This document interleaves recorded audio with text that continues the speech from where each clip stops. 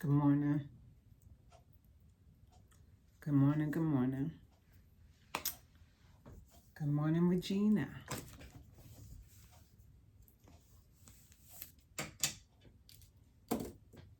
I really got up here this morning not because I had a lot to say, but because I wanted to be consistent.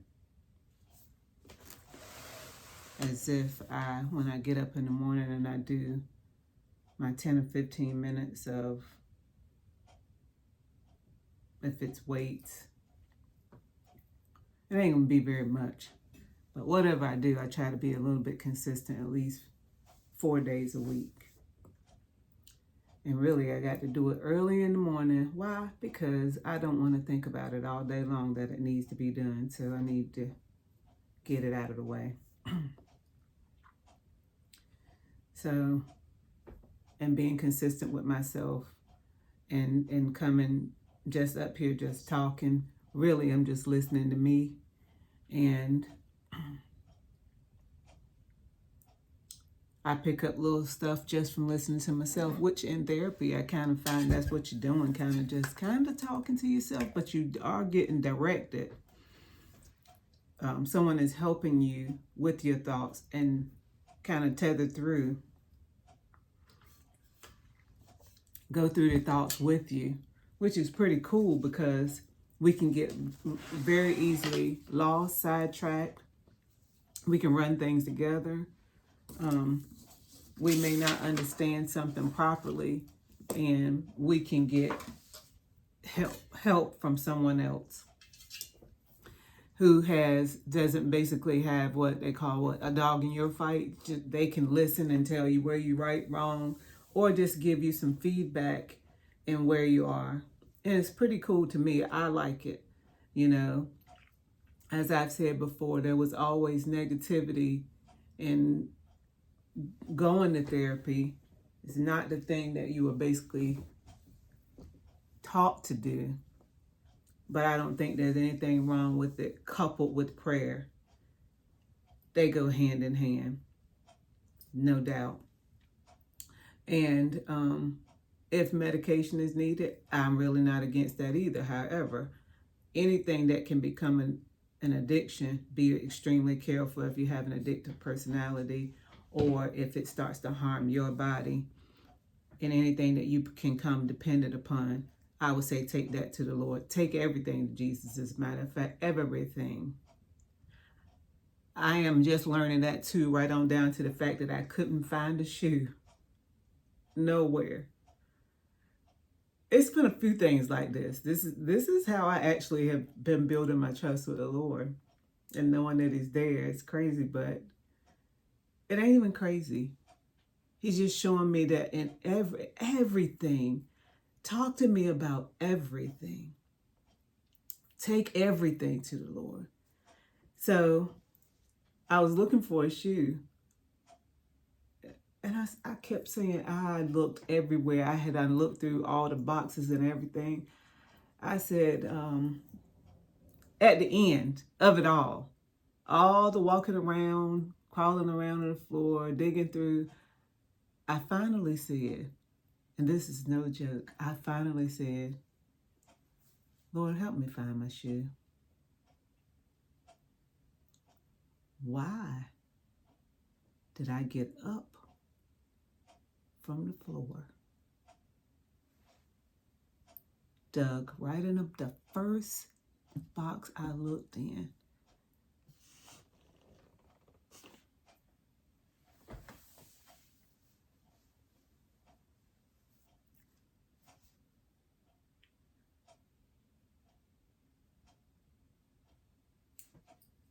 okay, I mean,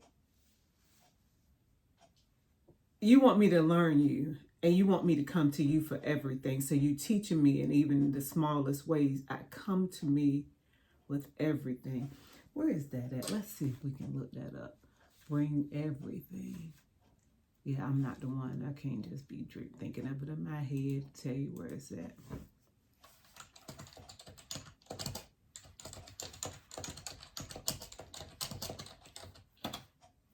Everything. Bring everything to God in prayer is a phrase that refers to an idea of sharing all worries and concerns.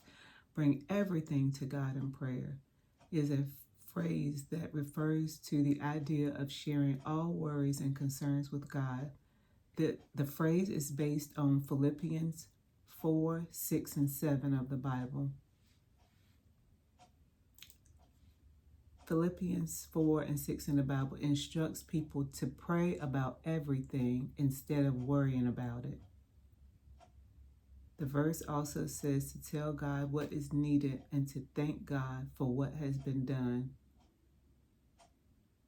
Benefits: praying about everything can help people to experience God's peace, which can exceed anything that can be understood. Praying can help people to relinquish their grip on things that are out of their control and to place their trust in God. Y'all can say he ain't real if you want to. You go ahead with that. He is real to me. I asked him one time, I had looked, and this ain't been long ago because, mind you, I told you I've been trying to do a whole lot of stuff by myself. But I asked him to make things real plain and simple to me, that I'll understand what faith looks like, what trust looks like, and what it is that he's requiring of me. What do you want from me? Break it real down and then show me you so that I'll know that it's you. And I did say in the smallest ways, because mind you, that's kind of what I need right now. So again, I was looking for some safety pins. I had looked everywhere.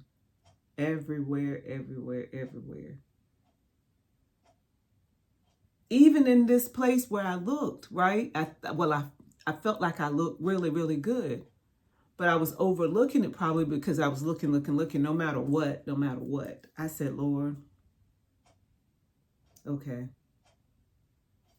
where's the safety pins, Jesus? I was sitting at my little makeshift vanity that I made out of a desk. And I had the little clear things up there. I pulled the thing. I said, okay. That's when it came to me. So you want me to bring everything? You want me to bring everything? Like the tiny stuff too, like that? Something spoke to my heart and I said, everything. Hallelujah. I want all your worries. I want every care. Bring it to me. Leave it there. I got you. You want that? But yet still, sometimes I still forget it because I'm so used to moving in my own way and moving my own, just keeping the momentum in the way that I do things. I am getting out of that. Ain't no trying to get out of it. I'm training to get out of it. Training to get out of my own self, getting out of self.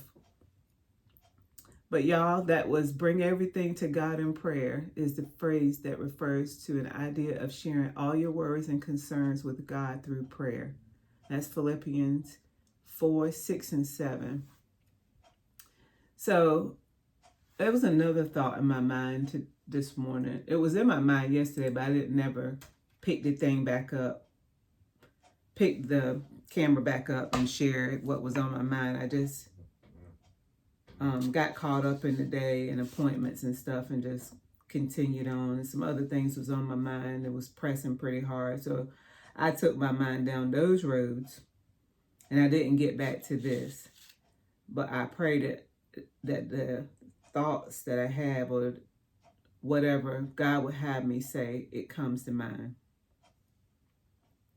And that is, I was riding, when I think about it, I was riding yesterday and I was looking at the houses. I saw new houses and I saw really old houses. I saw houses that were probably old, but that looked like the people had put maybe some work into them. And when I rode by the old house and I saw it,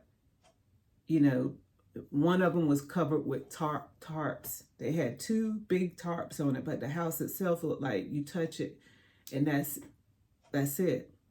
And I thought to myself, they must be keeping that holding it there for a reason.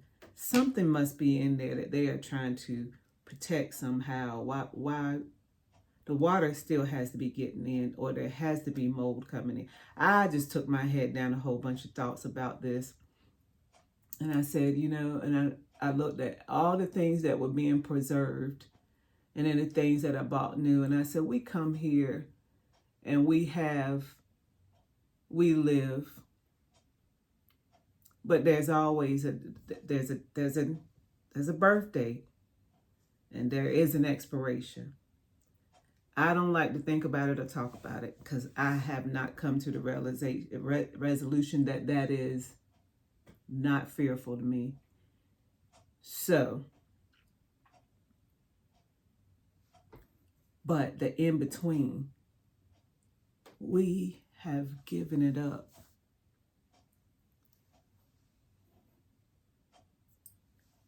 To so much pain.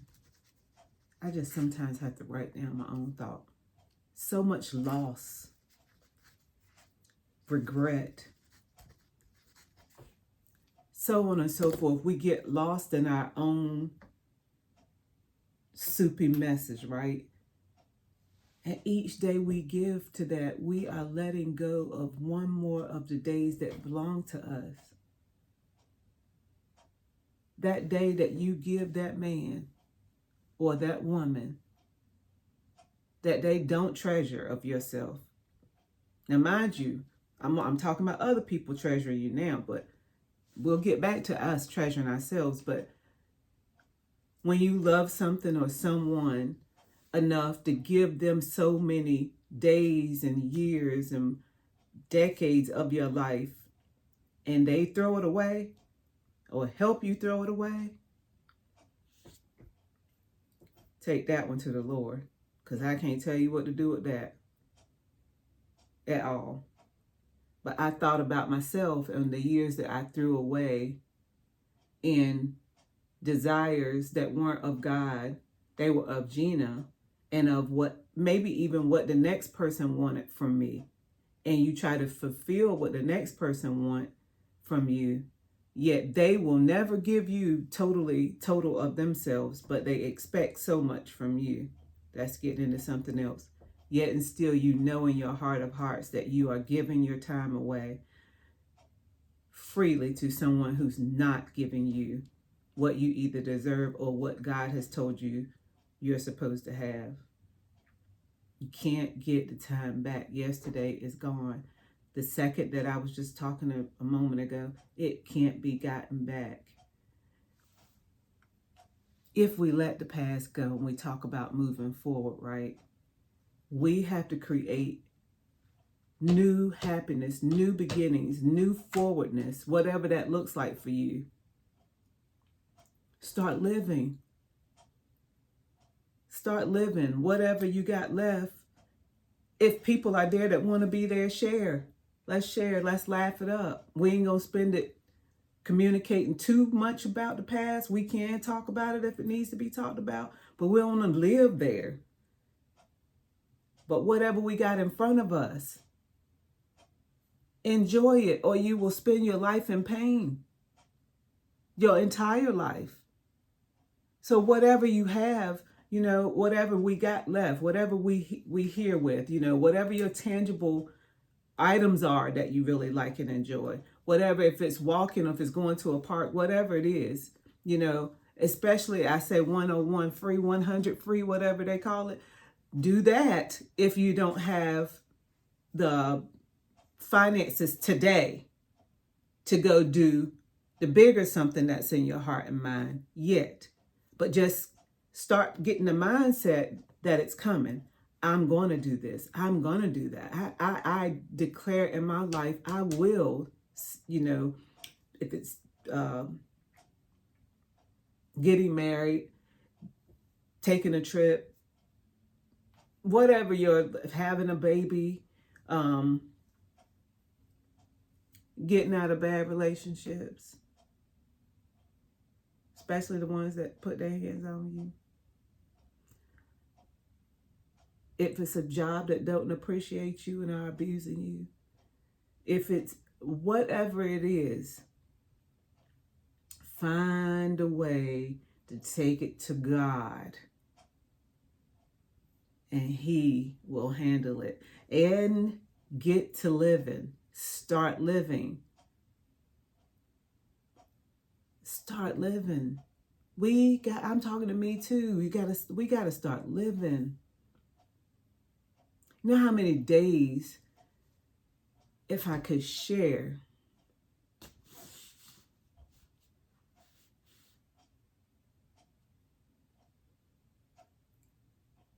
how many foolish days I've given to foolishness.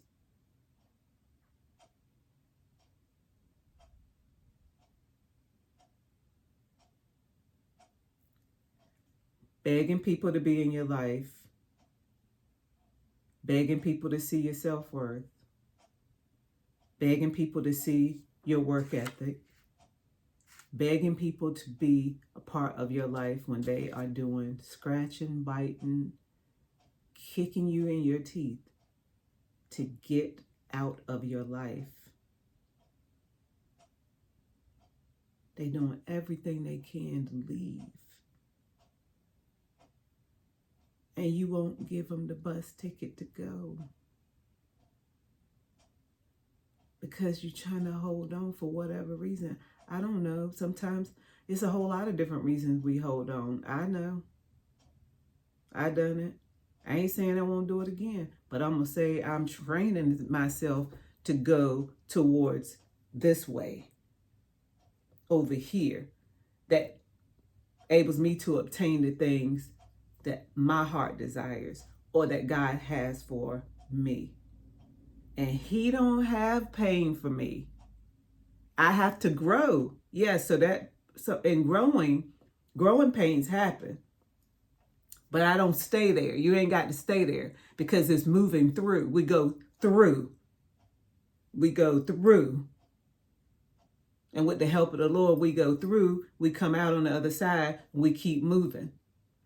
And then we have to know, and I'm talking to me too, that was a moment of growth. That was for growing. That happened for growth, because I will say the things that has happened to me has given me the place where I can sit here like this, where I care, but I'm still beautiful just like this.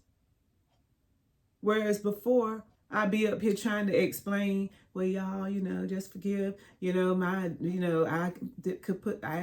not putting nothing on every time. I just want to get up here and talk. And I'm still beautiful. I'm covered. I'm clean. But it's those things that taught me, I don't care what you put on. You can go out here. You can keep your body tight. You can keep your mind right. You can treat them like gold. You can roll the red carpet out when they get home. If it's not of God, or if they have decided that they don't want you to be a part of their life, they will treat you like what's under the carpet, the ground, the floor, the cement, whatever that is. You will not ever get on the other side of that in their eyes. And they will give you the bare minimum.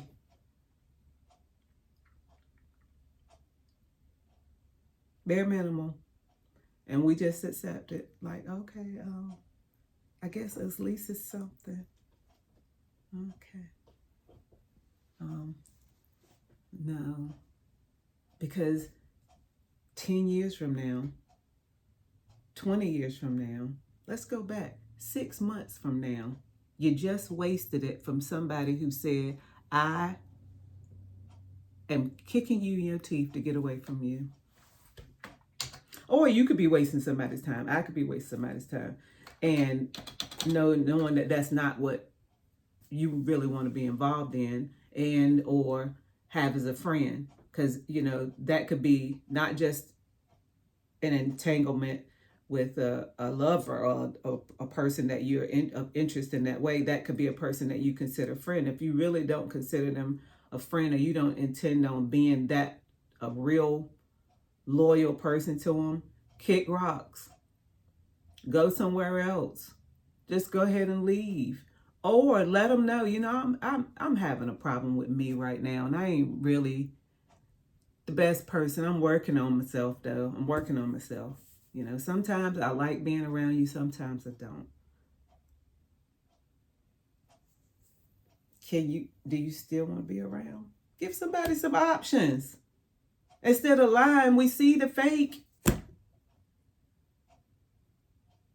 then we try to say it ain't fake, but it's fake. Trust your heart sometimes.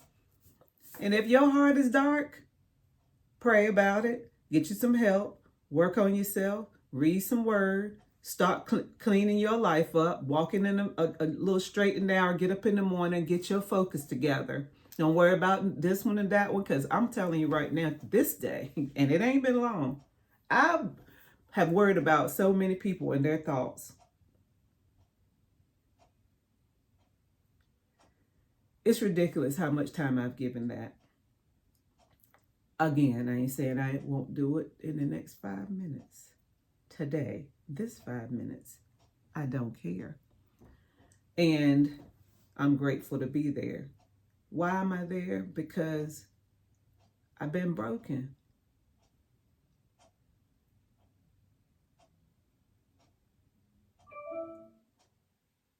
And I'm talking about broken. I'm talking about people that you trust, people that you love, people that you expect to be smart and intelligent. And maybe, they will see who you are and respect you. Society.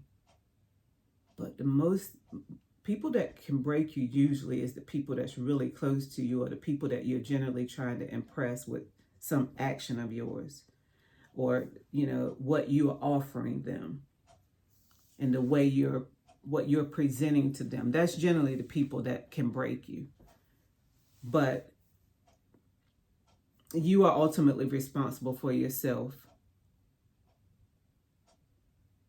And you cannot be the person, you are not who wakes you up in the morning and who keeps you all day long. But what do they say? What is it about being removed from the table? When they ain't serving something, I ain't Googling it because I just ain't. You know what I'm talking about. Well, you Google it. Because when you have stopped serving love, peace, and joy over here, or you're communicating with me in a decent manner, letting me know where I could improve, because I'm open to improvement. It's hard, because right now I do have up some walls to try to protect myself as I'm going through and navigating through these moments in life.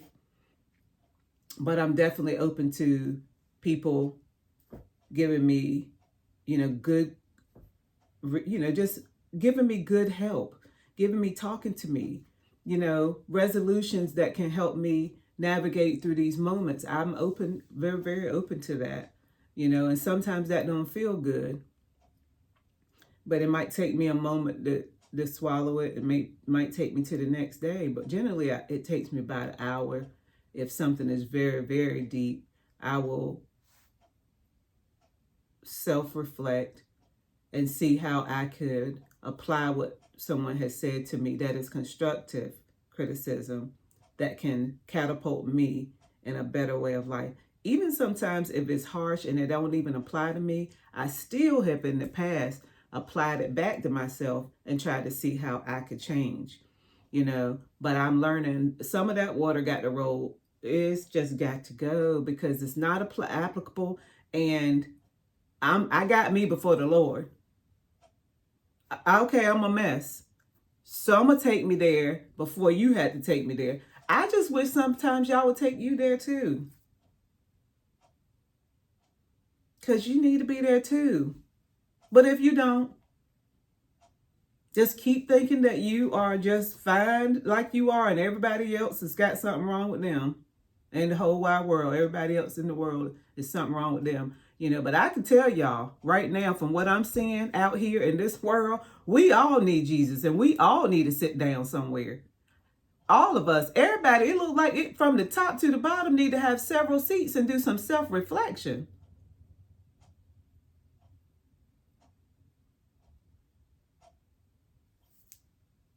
Sit down and think about your neighbor. Love the neighbor as thyself. Remember that. See what that means. I am interested in that because I think I know, but let's just see if it.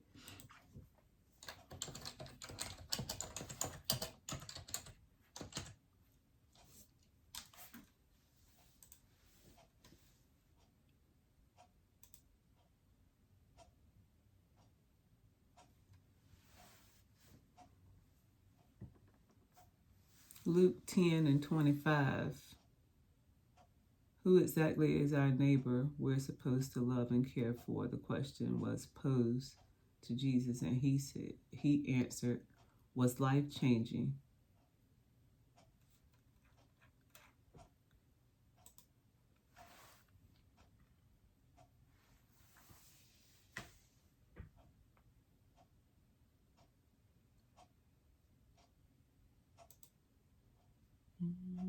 Love thy neighbor as thyself means to treat others with the same kindness, compassion, and respect that you would want for yourself. Essentially, to love and care for those around you as you love and care for yourself, implying that self-love is a necessary foundation for loving others fully. Key points. This phrase is found in the Bible, specifically in the Gospels of Matthew 22:39 and Mark 12:31 interpretations. It is considered a core principle of many religions. We're not religious. We are disciples of the Lord. We are followers of Christ. We're not just a religious person. Encouraging people to extend their love and generosity to everyone around them, not just those they are close to. Self-love as a prerequisite. The phrase implies that to truly love others, you must first have a healthy love for yourself.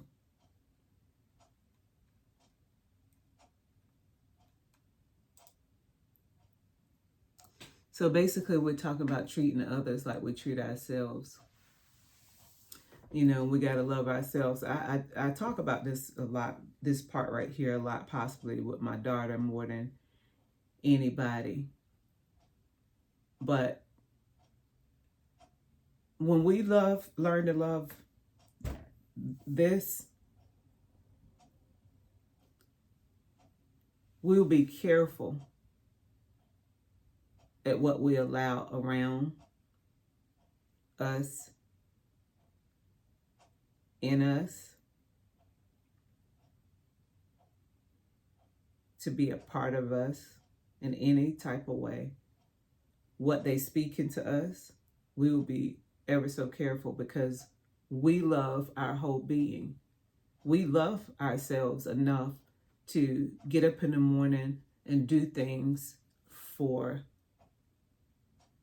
me. And then we take care of everything around us.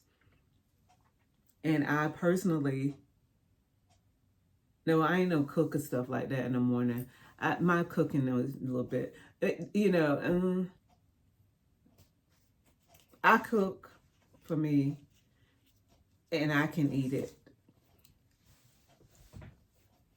I'm not in training either for that, but I probably should be. I might work on that. We'll see. My kids have said that they made it. They lived. They here. They healthy. Both of them can outcook me 110%. My son, he learned to cook from my mom. Yeah, I was out running with them boys. I was out running with my brothers playing football, tag, baseball. You know, I was not in the house being, I'm prissy enough. I am. I definitely am. I got some tomboy too, but I was definitely out there running and playing, and I wasn't in the house cooking. But as soon as my son had the opportunity to be around my mother a lot, he got the skills. So he definitely is the cook in his house for he and his fiance. Um, and she's a lovely person, very, very lovely person. And I believe she cooks too, but I know he loves cooking. My daughter is a cook as well. She loves cooking, but she is more on the pasta, Italian, but she will put her hand in anything, and she usually does pretty decent. I just put it together. What I've been learning though is boil the meat a long time, like to season something. I don't know. Either way, I'm eating. They grew. I fed them. They ate a lot of chicken. They ate a lot of potatoes. But what I done for them and what I do today for them is out of an abundance of love. And I'm grateful for the love that I have for them. But I don't just have love for them, I have love for people. And sometimes people can be very hurtful in this world when you are that type of person where you have been taught to forgive and forget pretty easily. I try not to let a lot of people into my life, into my close circle because of that. Because I love to believe that you're coming from a great place, but I found out that a lot of times people get close so they can stab you a little harder in a place that possibly is a little closer to your heart, or get to your back a little bit easier. It don't stop me from loving though. I told y'all the other day, it did make me retaliate one time. I did come out the bag. I was giving back what I was being given, but that wasn't for me. That broke me in another way. Then I couldn't rest because now I done said something more to you than I should have said. I possibly gave you what you deserve, but God ain't told me to do that. Vengeance is his. It's his. He want that too. You mean I can't tell him off? You mean I can't go over there? They asked for it.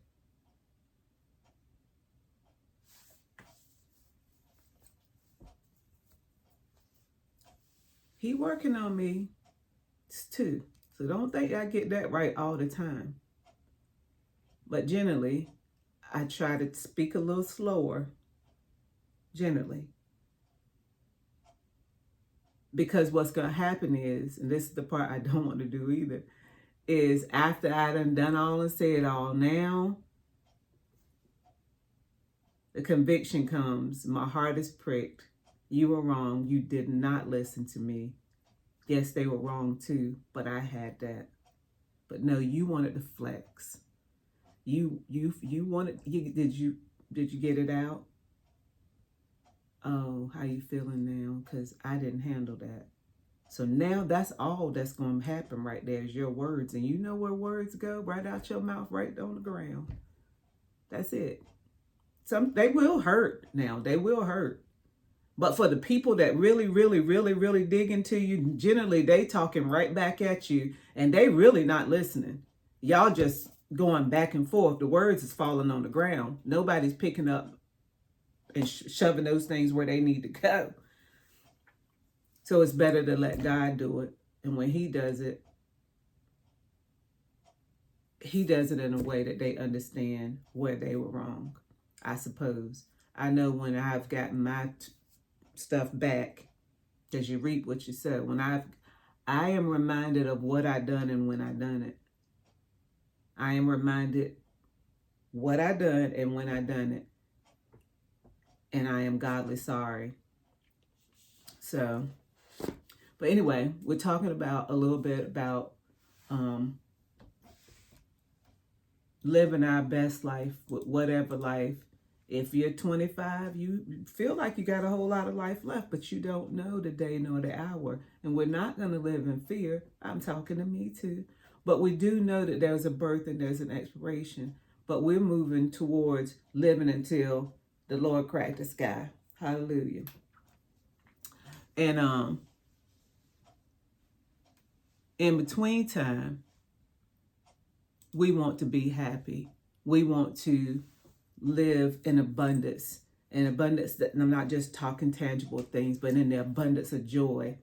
You know, so I pray for all of us that the Lord will lift our heads, and that, you know, that joy that's down on the inside will leap, that, you know, we will train our minds to think, our hearts to think and feel what the way he sees us. He sees us as perfect beings. He sees us perfectly. We see our sins.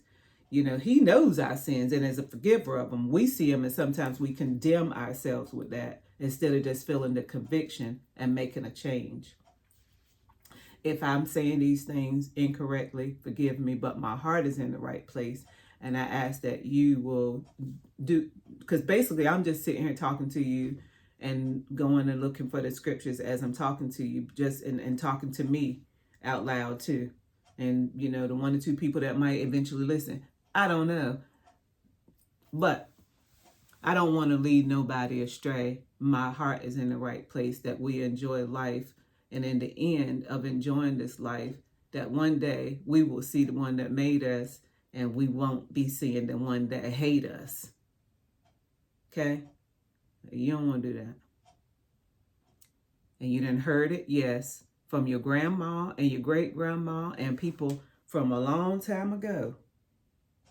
It's up to you to grab your hope and belief that it is happening. The Lord is coming back. It's going to happen. If you can't see that the Bible is fulfilling itself in every way, ask the Lord to let you see it. Open it. Move the scales off my eyes, God. And he can move mine too. I don't know if I don't know how much more I want to see. But Lord, move the scales so that you can understand. Teach me in this day what you are doing. Because this stuff out here, what's happening right now, it just cannot just be just happening. This stuff has got some ordination to it, got some coordination. It's got some, you know what's happening. Everybody got a little plot and a plan and a part in something, and they playing their part, and even I don't care how evil it is. Things have got to take place to get us to where we're going, and to take the, I don't understand why it's got to be so much hate towards 1 to 2 to 3 groups of people, it seems. I don't understand why, as a collective group, everybody can't just go through this thing that the Bible talking about. Why does it seem like it has to be pushed? But it still has to be just as hard, I would think, for society to be watching the pain that's being thrusted on certain people, or seems to be, for a long time. Oppression. Speaking.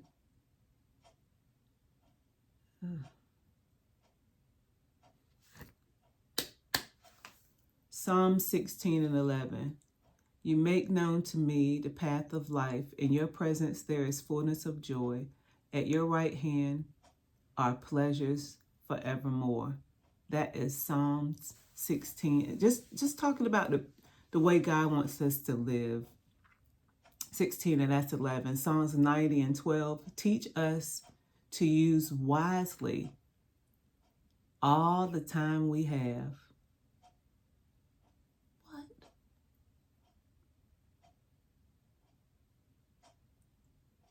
Psalms 90 and 12. Teach us to use wisely. And that's our prayer this morning. Teach us, Lord, to use wisely all the time we have.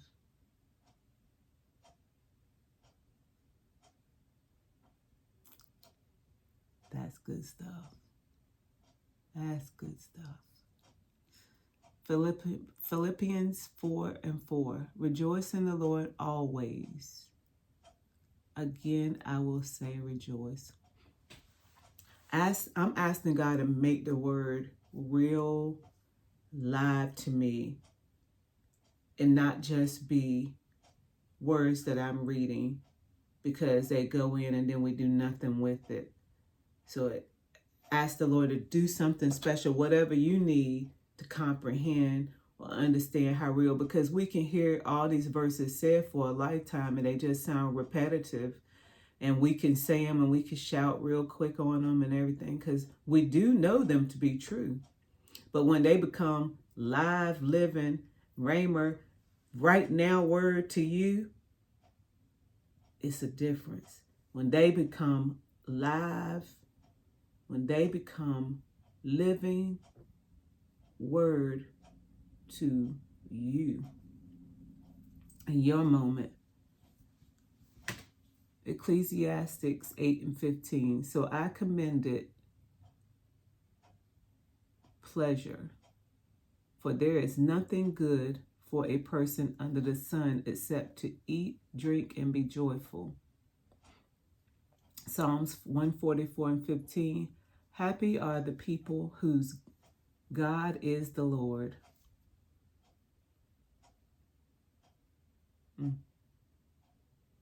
Help us to choose you. Those that don't know, Lord, to help us to choose you. Help us to choose you every moment of every day. That does not mean that you won't have wayward thoughts or you won't find yourself in a problematic moment. It does mean get back up and go back to him again. Don't leave home without him. Don't go through the day without acknowledging him in your life and that he's with you. How you gonna make it? How you gonna? If you got a way, keep on going your way. Trust me, if you love him and if you telling him to correct you, it's gonna happen. You'll find him. You'll be talking. You'll be talking.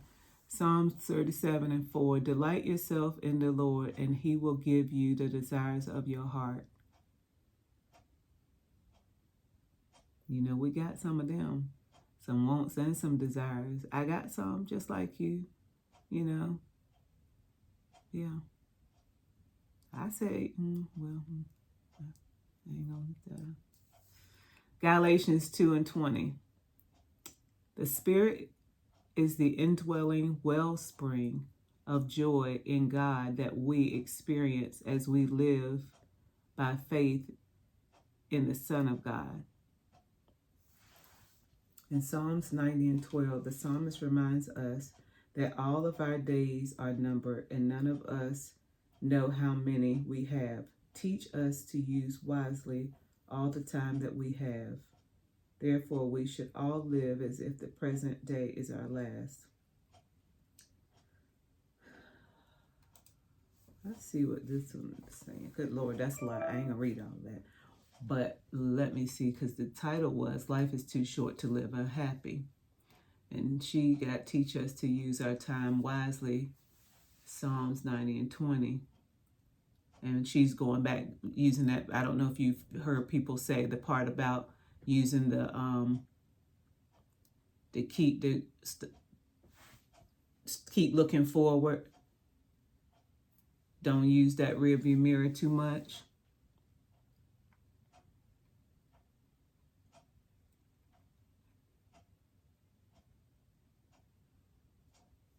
Teach us to use that. Therefore, we should all live in the present.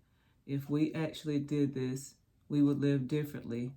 And she used this. She said we might think more positively, forgive quicker, step out of our comfort zones and do things God has been calling us to do.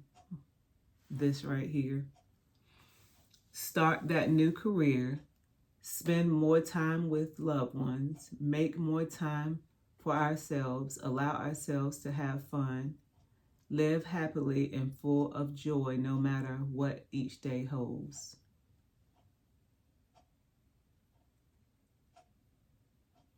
I will say this too. If there's couples out there today and your intentions is to remain together and there is constant conflict, go to God and pray together and ask God to fix it together.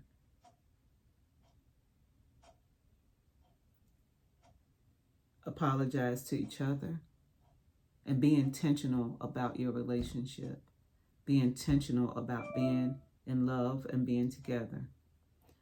The enemy don't want you to have love and peace in your household, because when that family gets together, you're going to help a child. You're going to help that child. That child is going to show love to the next child, and it's going to spread abroad like that.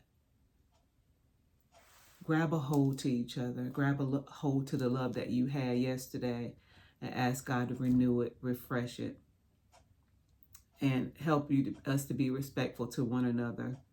And get your household in line. God has a design for the household. And while we are strong, women, we are strong because a lot of times we find ourselves doing a lot. Put your household in order, the order that God has. Not my order, but the order that God has. Be loving and kind to one another. If you decided to stay with him or her after whatever it was that happened, done and said and done, it's done and said and done, and you're moving forward, you got more fish to fry right now than that. If you decided to stay. And you're intentional about wanting to live the rest of your life with a smile on your face regardless, it starts with you. You have to be intentional. We have to be intentional about our own health and our sanity and the things that are going on around us. If the people that are around us don't want to be there, and we have not made a commitment to them, you know what that is. But if I've made a commitment, or you're in a place where it is your job or whatever it is, take it to God. Take it all to him. You cannot do it yourself. We will mess up every time. Take it to God.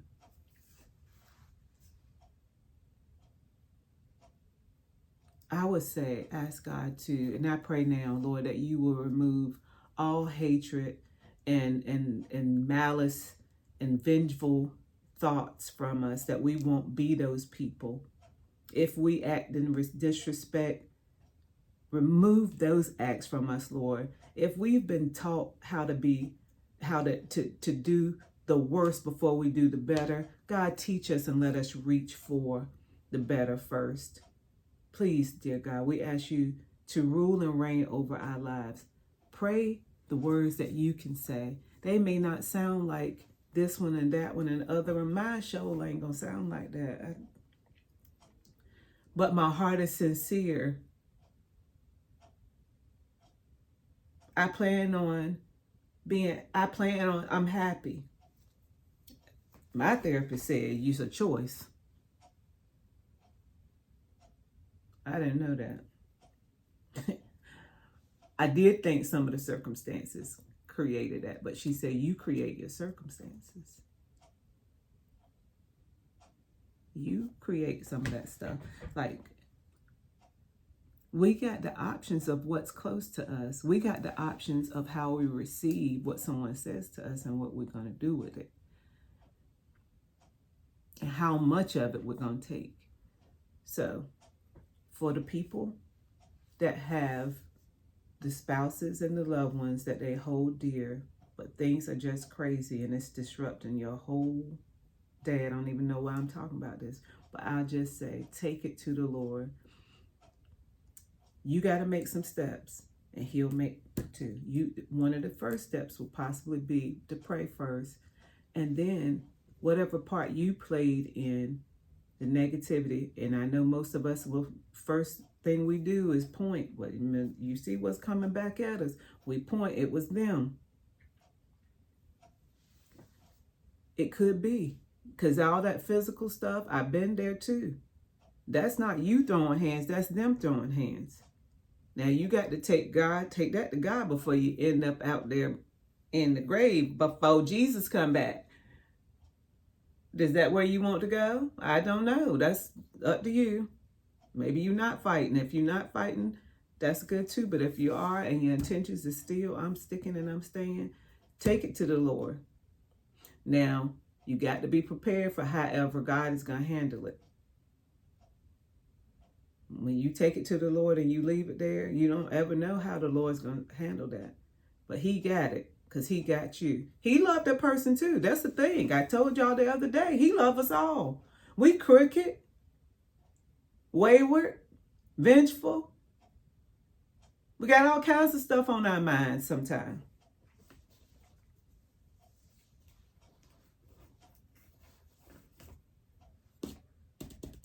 Why are we loving Jesus?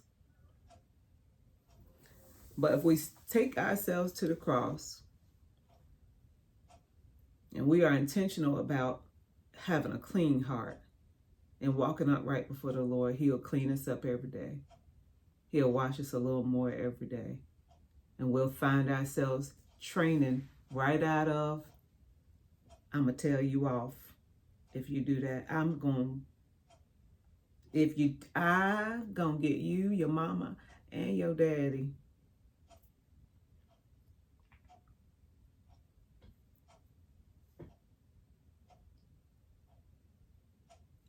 Some other things I would love to talk about, but I'm not sure of how to discuss them, so I'm not going to discuss them, except I'll say this.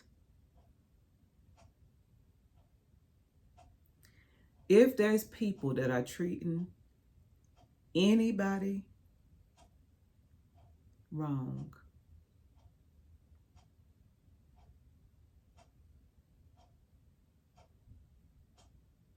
pray about it and find a way to help.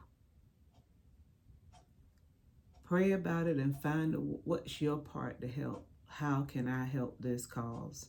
How can I be a part of? That's not right. You can't do that. But if you stand with it,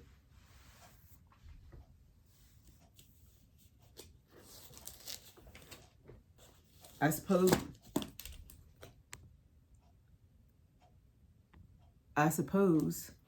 that you have your reasons. We can still be thankful for the life we have, even if it looks different than what we want it to look like. It's good too. Well, y'all, I didn't get up here to be up here for, 50 some minutes. But evidently I needed it. And maybe somebody else will one day. But I am determined to be consistent about my training. And if you too have been through some things in this life and it's kicking your teeth, it's kicking you in the teeth, and people have treated you like the scum of their shoes, find a way, an outlet, some way that can bring you peace. It ain't about them. It's about you. Let them be who they want to be. They can keep on talking about you too. That's fine. Keep you relevant. And God is everywhere. When you talking, he there. When they talking, he there. He in that room. So he hears your name. And he see you at home, riding in your car, taking care of your children, taking care of your husband, being respectful. He sees where you are too if you're praying. And he gonna come see about you. He gonna come see about you. And I pray God come see about you today. Come see about us. I think that's a song too. Anyway, your story matters. I love y'all. Pray for me.